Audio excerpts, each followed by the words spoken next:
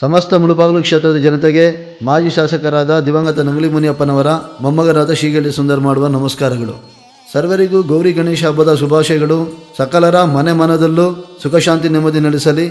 ಆ ಗೌರಿ ಗಣೇಶ ಸರ್ವರಿಗೂ ಉತ್ತಮ ಆರೋಗ್ಯ ಕರುಣಿಸಲಿ ಎಂದು ಬೇಡುತ್ತಾ ಇಂತಿ ನಿಮ್ಮ ಮನೆ ಮಗ ಶೀಗಳ್ಳಿ ಸುಂದರ್.